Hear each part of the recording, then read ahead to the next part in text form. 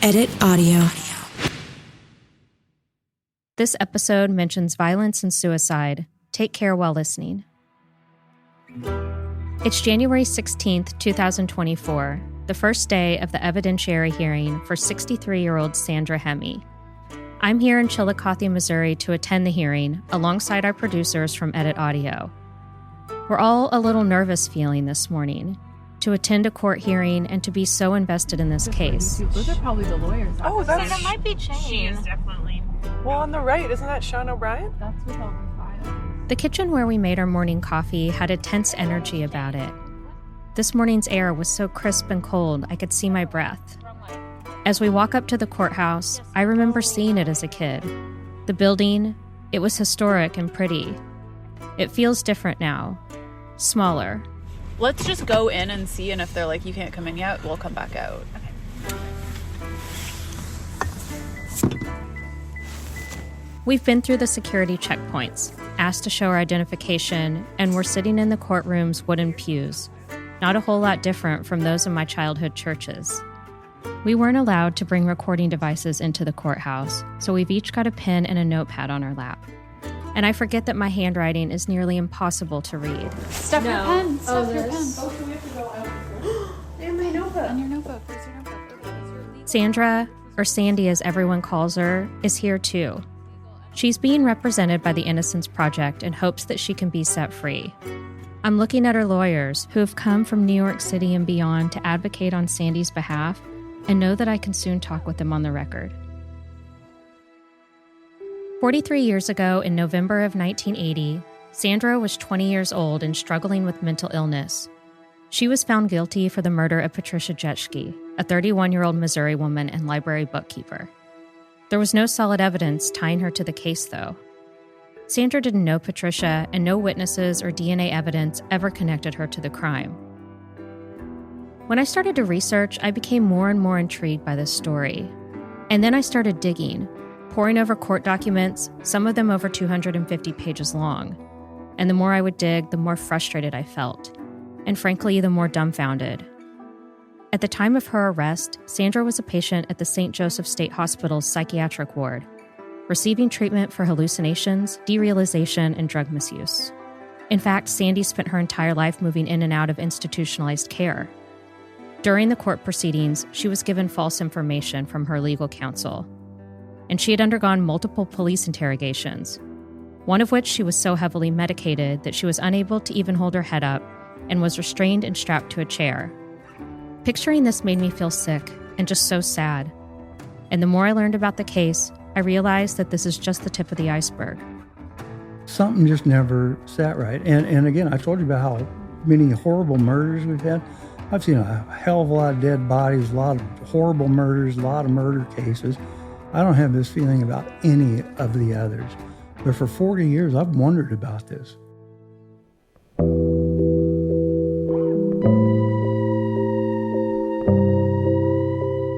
How did this woman, while under the care of medical professionals, get dragged into a murder investigation and sentenced for 50 years without a single piece of evidence tying her to the crime?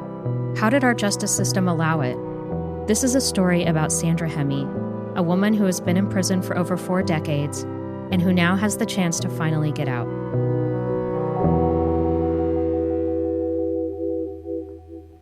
This season, we'll be bringing you details from Sandy's trial at the Livingston County Courthouse. But before we get into what's happening today, we need to lay out how we got here. On November 12th of 1980, Patricia Jeschke was found dead in her apartment. She was just 31 years old. Her obituary shows a photo of her in a pressed shirt and vest, a pair of slacks. Her thick dark brown hair hung straight below her shoulders. Her face looked full and smiling, and her arms were placed demurely on her crossed legs. Patricia hadn't shown up for work at the library that morning, and her boss, Dorothy Elliott, became concerned. It wasn't like Patricia to be late. Dorothy tried to call Patricia's home multiple times. Remember, this was before everyone had a cell phone. And there was no answer. She went to her duplex shortly before noon. Patricia's car was there, but the door was locked, so Dorothy then called Patricia's mother, who broke a window to enter and found her daughter inside, no longer alive. According to the police report, law enforcement received a call to Patricia's address at 5201 North Riverside Drive, Apartment 1, around 1 p.m. in the afternoon. It was Patricia's mom reporting that her daughter was dead. Patricia's body was found on the bedroom floor beside the bed. She had an object around her neck, a pillow over her face, and her hands were behind her back. According to the autopsy, Patricia died from strangulation. And according to a report written by the chief of police of St. Joseph, a hair that was not Patricia's was found at the scene. An article from a 1980 newspaper said that there were no signs of forced entry into Patricia's home. The article also said that police were working 24 hours a day, but that there were no suspects at this time. A week goes by and no one is charged. Would you like a cup of coffee? You take it black? Yeah. I don't know why. In 1980, Rick Hardigan was a journalist at a TV station in St. Joseph called KQTV. He covered Patricia's case when it first happened. He visited us one morning before the trial for a cup of coffee and to tell us about one of his first times reporting on a homicide. Rick, how did you first get involved in the case? Well, murder cases were kind of new to me. At the time, I'd been a sports editor, so this was something a little bit different. It was a grisly scene. It was, again, it was new to me. Back in the day, it's kind of hard to imagine now when you watch the NCIS shows and things, but a reporter like myself, went into the crime scene and talked to the detectives as they worked the scenes. And so we were very hands-on. It was a pretty unique, new experience.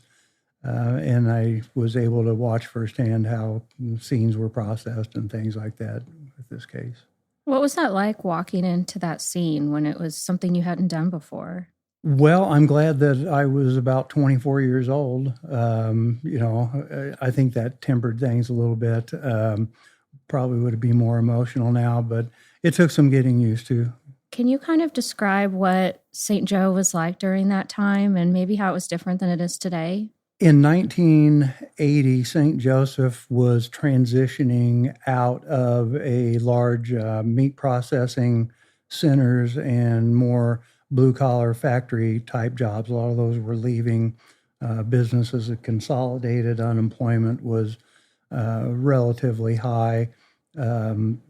The community has never been a wealthy or affluent community. The population really began to stagnate, and then through the early to mid-'80s, the population started to decline as those industries and manufacturing would shut down. We had a Mead paper mill that closed, and there's 700 jobs here. Quaker Oats closed, another 500 jobs. So the economy was pretty depressed. 1978 kind of kicked off about maybe 6 to 8 year period of some of the most horrendous, vicious murders in the history of the city. They were just unbelievably violent crimes, and there's not been a repeat like that since. So we were seeing just some horrific crimes. You hear a lot of things where you say a community lost its innocence. That might have been something that happened to St. Joseph back then. You've got a sleepy Midwestern community. Nobody locks the doors, all that. Mom and apple pie. And I think the really opened some eyes, and people began to look at the world maybe a little differently in St. Joseph. Now let's get back to Sandra Hemme, or Sandy as she's known. You'll hear us use both names for her. At the time of Patricia's murder, Sandra was 20 years old, 11 years younger than Patricia. She was under psychiatric care at the St. Joseph State Hospital after experiencing hallucinations. On November 28, 1980, about 2 weeks after Patricia's body was found, law enforcement visited Sandy at St. Joseph State Hospital. According to court documents, one of the officers, Stephen Fuston, found that Sandra was mentioned in a report about an unrelated disturbance. She was being taken in on a felony charge for attempting to use a knife on an officer. Luke Nozika is a former reporter for the Kansas City Star. I primarily focus on criminal justice issues and have written kind of extensively about wrongful convictions in our region. He's followed Sandy's case for years. So when Sandy is first approached by detectives in this case, she makes no mention of a homicide. They detectives decide to question Sandy because she is listed in a report that involves some kind of disturbance involving a knife. But by then, detectives had tracked down dozens of other leads. And so they think, we should go question Sandy. During his visit to the St. Joseph State Hospital, Officer Fuston sat down across from Sandy and showed her a picture of Patricia. Sandy said that she may have given her a ride that day, that they may have gotten high together. She, at the time, is a psychiatric patient at the St. Joseph State Hospital. And she says that on the day that when the victim is believed to have been killed, she leaves the hospital against medical advice and hitches a ride to Dearborn, which is between St. Joseph and Kansas City, and eventually hitchhikes a ride to Concordia, where her parents live in Lafayette County. It's west of Kansas City. But she makes no mention of a homicide. In the same visit with police at the hospital, a second detective continued to question Sandy. She told him that she was picked up by a man named Joe and a woman named Pat. According to Sandra, she returned to the hospital 2 days later. There was something that stuck out to me in this statement. In the report, the detectives write that at one point Sandy has a lapse, and in parentheses it said that Miss Hemme is in a state of mental confusion due to possible former drug abuse and seems apprehensive and nervous as a result. Here's how the timeline was recorded on the night of Patricia's murder. Sandy left the hospital on Wednesday night and stayed with her parents. She then went to stay with a boyfriend who brought her back to the hospital on Saturday. It's written that police tried to get Sandy to be more specific with these details, but she did not appear to be totally comprehensive of their questions. Dr. Richard Jacks, the chief of medical staff, confirmed that Sandy left the hospital late Wednesday night, the night Patricia was murdered, against medical advice, and agreed that a future re-interview would be more productive. The next day, police returned to the hospital and interviewed Sandy again. The documents show that Sandy's statements are not consistent with other witnesses. Previously, Sandy stated that a woman named Pat and a man named Joe picked her up. This time, she added that the man's last name was Wobski. And Wobski he's known to police. Records show that Sandy said that this man, named Joe Wobski, and the woman Pat, picked her up on the side of the street and drove to a house. Sandy sat in the car and smoked cigarettes while Joe and Pat left the vehicle. They then both came back out of the house. She said Joe had blood on his hands and said, "I killed that bitch." According to Sandy, Joe threatened to kill her too if she said anything. The following day, officers picked Sandy up from the psychiatric hospital. They took her in a car in an attempt to see if she could point them to Patricia's duplex. Officer Fuston said that she did in fact point them there, and court documents confirm this. But was she able to do so without police guidance, or was it coerced? That week, police conducted hours-long interviews with Sandy while she was in the hospital, and then several other interviews at the police station. During all of Sandy's statements, the only person present, aside from Sandra and law enforcement, was Dr. Jacks, who was there during sessions at the hospital. Documents show that Sandy waived her rights and that there was never an attorney present. Then, weeks later, while at the police station, Sandy gives another statement. She describes the murder of Patricia to police. She says that Joe Wobski grabbed Patricia by the neck and hit her in the face. Sandy said that she tried to stop him. He pushed her away and then began to rape and stab Patricia. Soon after, police realized that this most recent account could not have been accurate. Joe Wobski had been verified to be more than 70 miles away at the time of Patricia's murder. Joe told authorities that he didn't remember Sandy by name, but that they could have met at the detox rehabilitation unit at the St. Joseph State Hospital, which he credited to help straightening out his life. Even more, Joe said that he didn't know Patricia or know that she was murdered until he was charged with it. He had a job at a restaurant in Topeka and was anxious to start classes at Washburn University the following month. And he is charged with capital murder until prosecutors days later realized that he was in Topeka at a halfway house. And they, in the press at the time, declare him innocent. They drop the capital murder charge against him. Fuston told Sandy that parts of her story didn't add up, notably that Joe was far away at the time of the murder. When Sandy learned this, she fidgeted in her chair, and she said, "Sometimes I want to hurt myself or others." In that same breath, she said that she didn't know if she killed Patricia Jeschke, She thought she was going crazy. It's nearly 2 weeks of Sandy giving conflicting statements until she claims that she killed Patricia herself. On December 10th, 1980, over a month after Patricia's murder, Sandy sat in the prosecutor's office. She said that she alone took Patricia's life. She said that it was actually Patricia who picked her up that day. Suddenly, Joe was no longer a part of the story. She's really anything but consistent, even when she confesses. She says she thinks she stabbed the victim with a hunting knife, and then says, I don't know. Sandy said that she discarded the knife in a park and Patricia's purse near a highway. And then she claims to have discarded physical evidence in Kansas City and Lexington, Missouri, near where her parents live. And officers go and search both areas, and they can't find what she claims to have discarded, which is a knife and Patricia's purse. So really, the whole case against her is built on her statements. In the initial stages of her incarceration, Sandy writes a letter to her mother on Christmas Day, stating that she thought she was innocent, but may as well plead guilty. She writes that she was in pain and tired, and she wished she were dead. And we should note that throughout all of this, Sandy had a young daughter.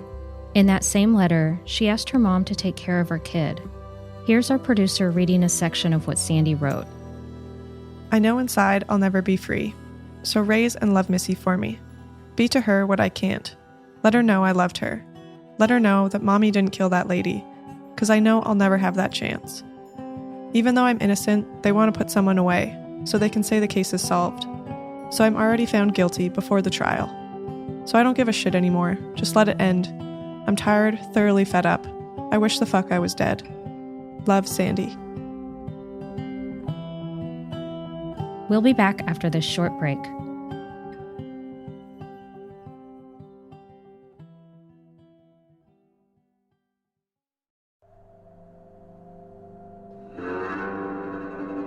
On April 10th, 1981, Sandy appeared in court to plead guilty for capital murder.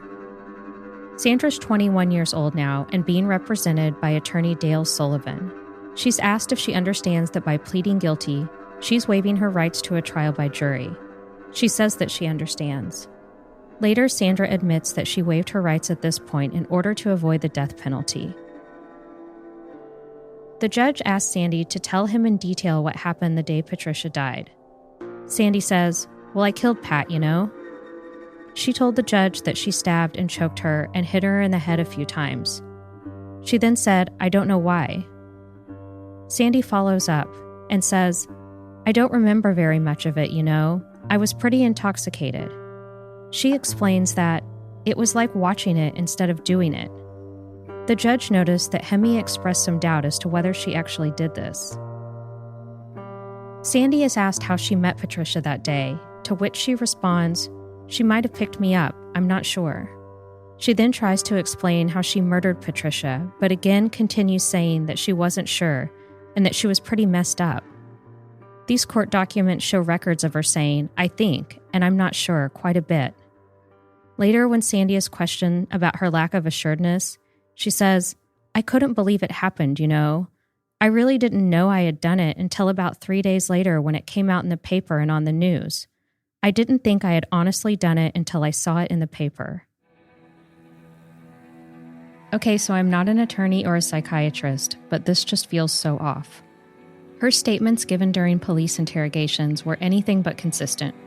She had poor legal representation. There's no physical evidence tying her to the crime scene. The court must have thought so too. At this moment during the court hearing, the judge decides that there's not sufficient testimony from Sandra Hemme that satisfy all elements of this case. The court refuses her plea of guilty and takes a recess. But then the court says that if Sandy's mind clears during the recess, they'll reconsider. Once they return from recess, the judge asks Sandy if her memory is better now that 20 minutes have gone by. She says yes. He asked again how she came to meet Pat that day, and Sandy then proceeded to say that Patricia picked her up when she was hitchhiking. Sandy then brings up that Patricia supposedly owed her money for drugs. Sandy describes the scene like this. She picked me up. We stopped at the grocery store. We went to her house. She set the groceries on the table, and I sat there on the couch. She went back to the bathroom and she came out and I attacked her. When the judge asked why she attacked her, Sandy said it was to kill her. He asked, "Why did you want to kill her?" Sandy said, "Drug dealings and so forth." When pressed, she added, "The sale of drugs, you know, and cheated out of a little bit of money." She said it was a spur-of-the-moment type of thing. She explained that she tied Patricia up and used pantyhose and a phone cord. This time, Sandy's statement matched perfectly with the prosecutor's evidence. Just after that 20-minute recess, Sandy's recollection of events had changed and her guilty plea was accepted. Sandy is taken to a prison farm called Rents Correctional Center to begin her sentence. I looked into some of the details in Sandra's multiple conflicting statements, trying to make sense of them. Why was Sandy on the side of the road? Did Patricia actually owe her drug money? If so, why would Patricia pull over and pick her up? Those who knew Patricia said that she was straight-laced. She was a library bookkeeper who showed up early for her shifts. She was involved in the church. A court document shows that authorities spoke to a priest, Father John, who confirmed that Patricia took Catholicism classes every Wednesday night. Those who knew her said that she would never owe drug money or use drugs. In fact, Patricia's father said, "I realize the murderer, Sandra Hemme, testified in court about the drugs, but it's about the craziest thing I've ever heard. My daughter neither used nor sold drugs, and everyone who knew her knows that." If all of this isn't adding up to you, you're not alone. 2 years later, enter attorney Larry Harmon. He was working to get Sandy's conviction thrown out by showing that her previous lawyer, Dale Sullivan, didn't fully do his job. One example of Sullivan's oversight was glaring. In a news article following the murder charges, Sullivan is quoted saying that he will file a court motion to have his client committed to the St. Joseph State Hospital for treatment. But that motion was never filed. In fact, according to police documents, no motions were filed. Sullivan also indicated to the court that he would ask to have a mental test done for Sandy. This was never done. Typically, there are a number of motions that a lawyer would file to protect their client. The fact that there were none is shocking. According to Sandy's father, Sullivan told Sandy that if she felt guilty, she should plead guilty. Remember that 20-minute recess that the court took? When she came back to take the stand, her story exactly matched what happened to Patricia. Sandy would later say that Sullivan told her to specifically mention the phone cord so that the story sounded more believable.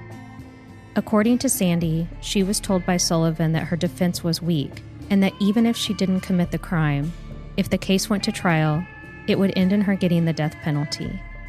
She was told that if she pled guilty, she would avoid the death penalty and instead be given 13 years of prison time. The court sentence given to Sandy was for 50 years of prison without parole. Dale Sullivan is no longer alive. He died in 2020 and has previously denied making those statements. In 1984, Sandy's new lawyer, Larry Harmon, made an appeal and overturned Sandy's conviction, calling Sullivan ineffective counsel. It's 1985. The case returns to court and Sandra Hemme is retried with a new representation from attorney Robert Duncan. What happens next is sort of astonishing. During the trial, Patricia's murder scene is described. How Patricia's mother found her daughter. Sandy's statements were read, which we shared earlier, and as you may remember were, in a nutshell, inconclusive and inconsistent. Hemme's trial lawyer Robert Duncan argued that there were enough holes in this case to drive a 747 airplane through. Duncan further argued that nothing tied Sandy to the crime aside from her own inconsistent statements. The prosecution argued that she intended to harm people. After just 1 day of trial and 3.5 hours of deliberation, a jury of 8 women and 4 men had a verdict. The state of Missouri versus Sandra Hemme finds her guilty.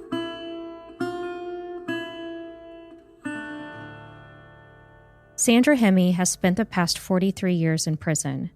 She is currently housed at the Chillicothe Correctional Center, despite there being solid evidence that supports her innocence, and possibly evidence that points to an accurate suspect. And that's Officer Michael Holman. They say the best disinfectant is some sunlight. We're getting a little sunlight thrown on what happened 40 years ago during the investigation. I think what we've seen so far is there's a hell of a lot more information to point your finger at Michael Holman than Sandra Hemme at this point.